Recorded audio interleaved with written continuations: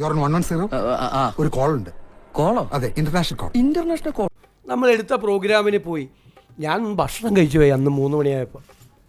എനിക്കറിയില്ലായിരുന്നു, എനിക്കറിയില്ലായിരുന്നു 2018-ലും 19-ലും ദുരന്തം ഉണ്ടായിരുന്നപ്പോൾ അന്നത്തെ മുഖ്യമന്ത്രി നിരാഹാരമാണ് ഇരുന്നതെന്ന് എനിക്ക് അറിയില്ലായിരുന്നു.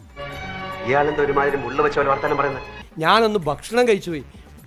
നിങ്ങൾ എത്ര അപവാദ പ്രചരണമാണ് നടക്കുന്നത്.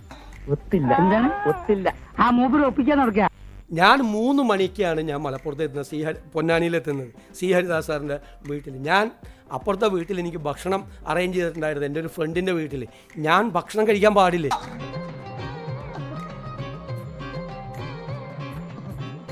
മൂന്ന് മണിക്കാണ് ഞാൻ ഭക്ഷണം കഴിക്കുന്നത്. എന്ത് തെറ്റാണ്, എന്തൊരു അപവാദ പ്രചരണം, എന്തൊരു ഹീനമായ അപവാദ പ്രചരണമാണ് നടക്കുന്നത് ഭക്ഷണം കഴിച്ചെന്ന്. എന്താ ഉറക്കം വരുന്നു?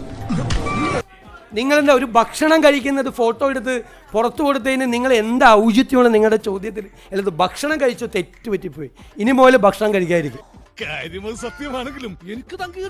പ്രതിപക്ഷ നേതാവ് അത് പറയുമല്ലോ. പ്രതിപക്ഷ നേതാവ് എന്ത് അനാസ്ഥയാണ് ഉണ്ടായിരിക്കുന്നത്. എവിടെയെങ്കിലും ഏതെങ്കിലും ഒരു ക്യാമ്പിലോ ഒരു റെസ്ക്യൂ ഓപ്പറേഷനിലോ എവിടെയെങ്കിലും എന്ത് വീഴ്ച ഉണ്ടായിട്ടുണ്ടോ? അവിടെ ഏരിയ സെക്രട്ടറിയെ കൊണ്ട് സ്വന്തം പേര് പൊക്കി പറയിപ്പിക്കാൻ വേണ്ടി നടത്തിയ ശ്രമമൊന്നും ഞങ്ങൾ നടത്തിയിട്ടില്ല.